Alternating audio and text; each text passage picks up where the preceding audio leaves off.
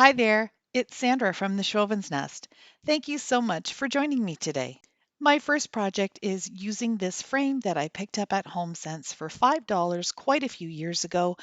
I'm going to take off the canvas, and these staples really gave me a hard time. So I ended up having to cut off the canvas and then really work hard at getting some of these staples off, and some of them ended up staying put. There were a couple of cracks on one side, so I'm going to use the DryDex spackle just to fill them in. This spackle is really neat because it goes on pink, and when it dries, it's white, so you know it is completely dry and ready for sanding, which is exactly what I'm going to do once it's completely dry. I went out to my garage to my stash of wood and found this piece of pallet that was the perfect length. I just needed to cut it in half lengthwise. I'm going to get them nice and smooth with my 60 grit sandpaper. And now I've just placed them inside the wood frame, and I'm just adjusting the width of where I want them to be. I'm using Weld Bond glue, which is my favorite wood glue and all purpose glue to use. It's super strong. And I need this to be a really strong hold to make sure that these pieces of wood don't slide around anywhere. Now, a lot of that glue did seep out, but I'm just going to use that to fill in the cracks. And the other thing that I like about this glue is it gives you some working time. So I do need to make some adjustments here again to make sure that I have the measurements right. There are a few little gaps in between the wood frame and the wood pieces, so I'm just going to squirt in some Weld Bond glue and then use my finger to push it into those cracks and get a nice smooth finish. And once this glue is dry, it's going to be just like you used nails or a screw to put it in.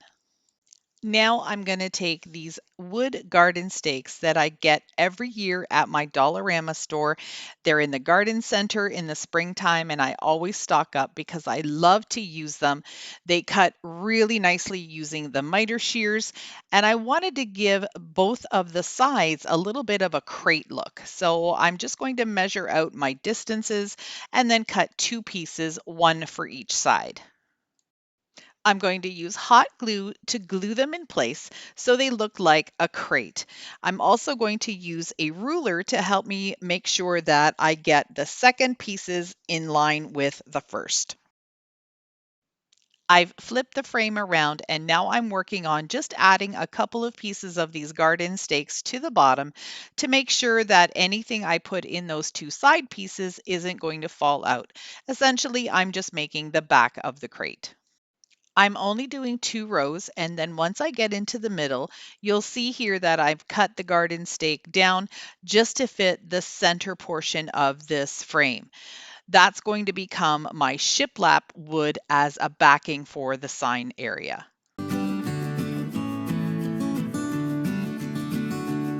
Here's what it looks like so far. Now I'm going to give it a couple of coats of my DIY white chalk paint. I went over to my Cricut and I designed the words "There's no place like home." This font is called September Twilight, and this other font is called Bernard Condensed. And I like to work with my Cricut pieces, cut them apart. It's just so much easier to work with one little word at a time.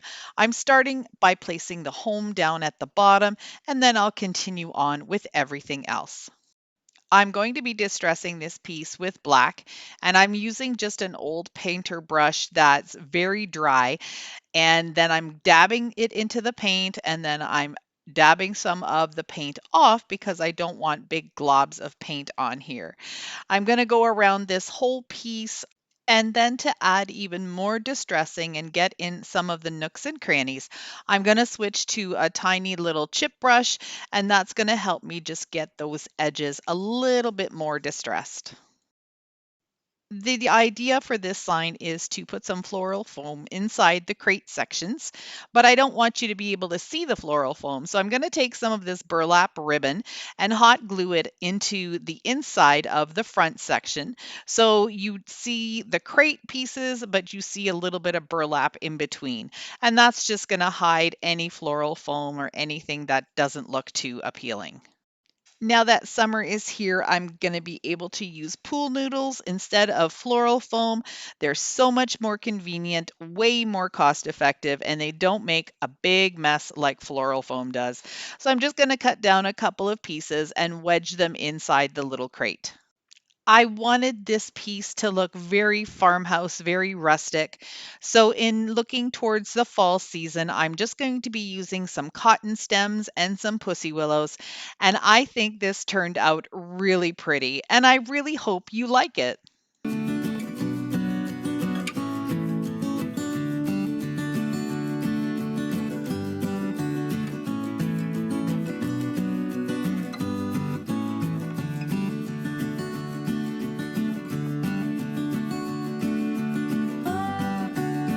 I am so honored to be joined today by Barbara from Country Lili DIY Decor. I have been watching Barbara for a really long time, and I absolutely love her style, how she creates her projects, how she instructs and teaches you how to create her projects. I love Farmhouse Decor, and she is top notch. I am so amazed by what she comes up with and what she can create. If you're not part of Barbara's channel, please go over there, hit that subscribe button, give her a thumbs up, and make sure you hit that notification bell so you don't miss out on any of her videos. Project number two is this thrifted picture. I love the detail on it. The designs, not so much. You can tell that it's old fashioned, but it has beautiful edging, and I'm just so excited. I'm going to be giving it 2 coats of Rust-Oleum 2 times Ultra Cover paint and primer in one in flat white. I'm also going to be using this handy dandy handle. It needs a little bit of muscle to get it onto the spray can bottle, but it gives you a beautiful handle.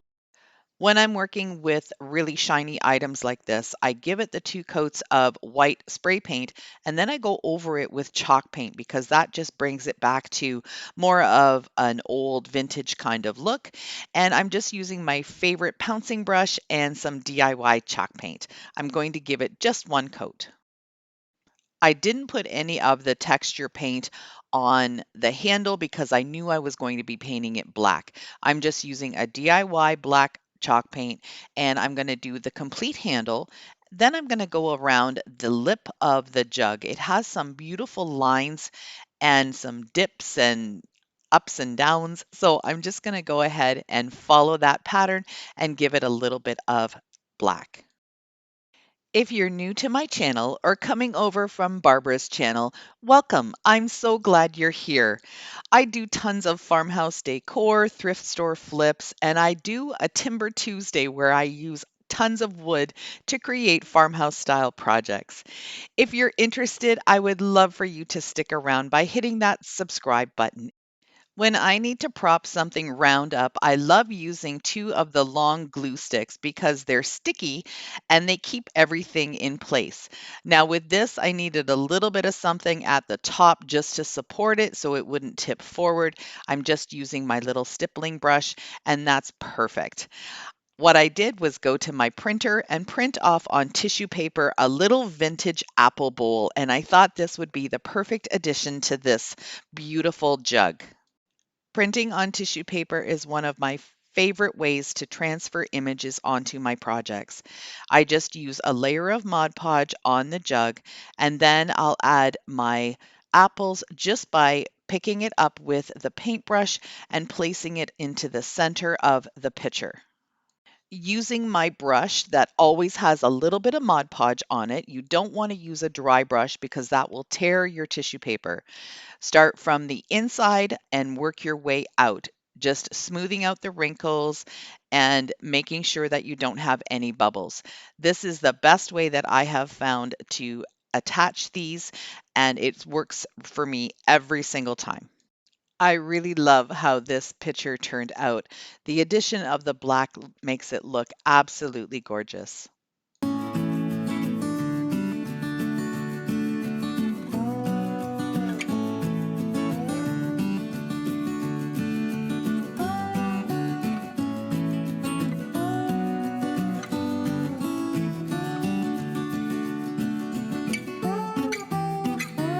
Since the fall season is just about upon us, I wanted to show you how to make some super easy fabric pumpkins.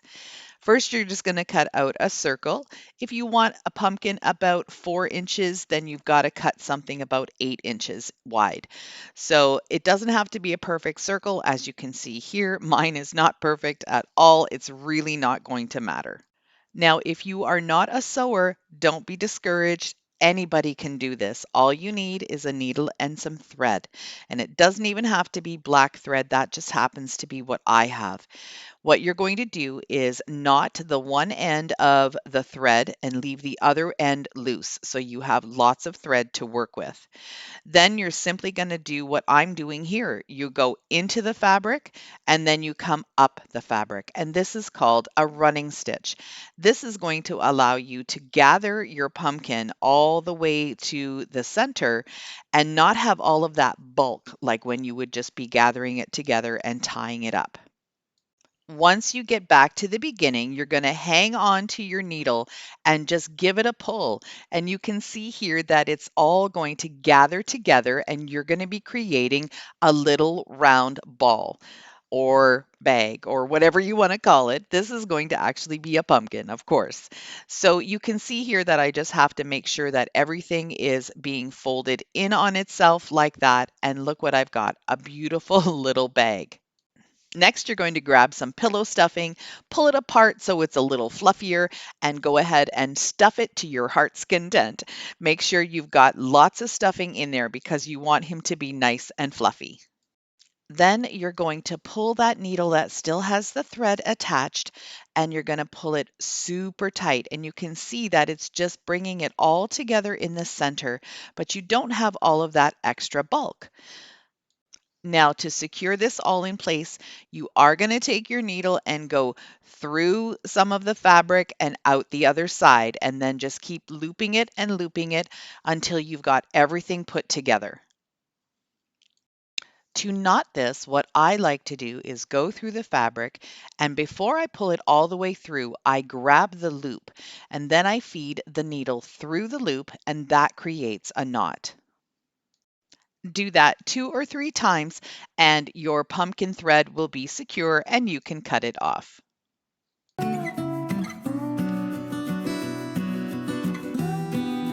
To add some leaves to my little pumpkin, I'm going to use some of this drop cloth fabric that I got at Home Depot, and I'm just going to freehand a pumpkin leaf just by looking at the image that I have here on my phone.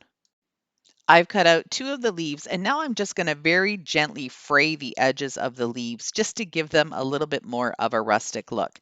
And this is what I meant about don't worry if it's perfect because it's not going to be perfect once we're done with this. I grabbed a little stick from outside and I'm just pushing that into the center of the pumpkin. I'll secure it with just a dab of hot glue. I'm going to put some hot glue onto the top side of the leaves, and then I'm going to give it a little bit of a pinch as I glue it down. And that's just going to give it a little bit more of a three-dimensional look. As you can see, it just kind of pops up a little bit. I just thought that was a really cute way of making the leaf a little bit more interesting.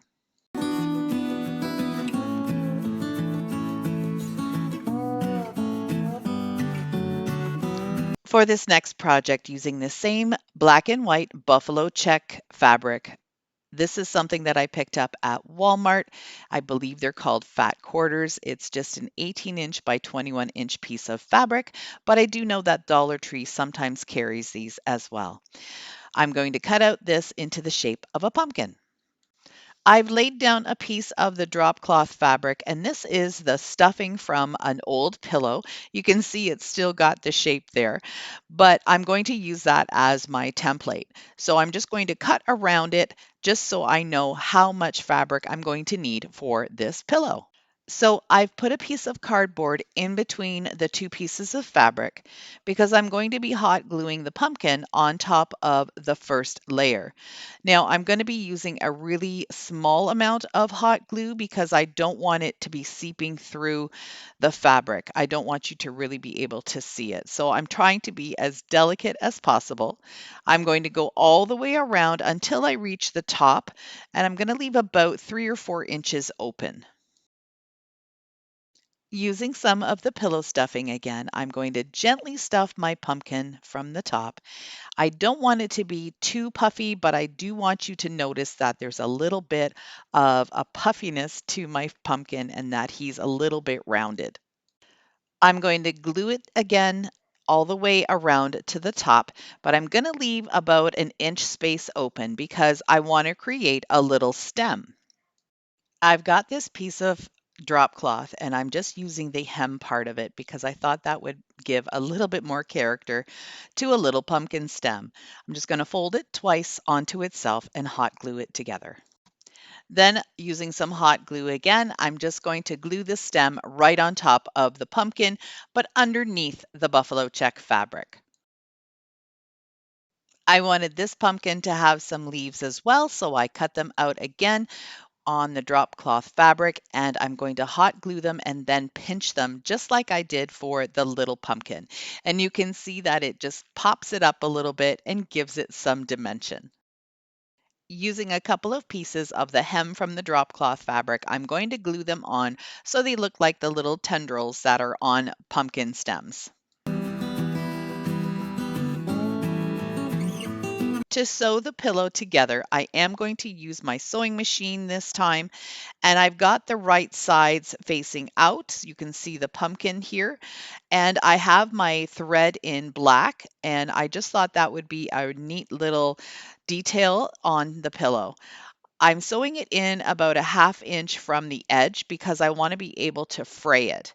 When you're using a sewing machine, when you get to the corners, what you want to do is make sure that your needle is still in the fabric. So I slow down, I make sure my needle is in the fabric, and then I can lift up the foot and spin it around very easily without losing any of the fabric or making any puckers. I'm using the pillow form and I'm sticking it inside my pumpkin, and then I'll go ahead and sew the open edge closed the same way I did the others. Now I'm going to very gently start fraying the edges of the pillow. When I get to a spot where it's pulling just like that spot was, I'm going to make sure that I just trim it off instead of pulling it out because I don't want to go and fray it past the sewing line. I think this pumpkin pillow is super cute.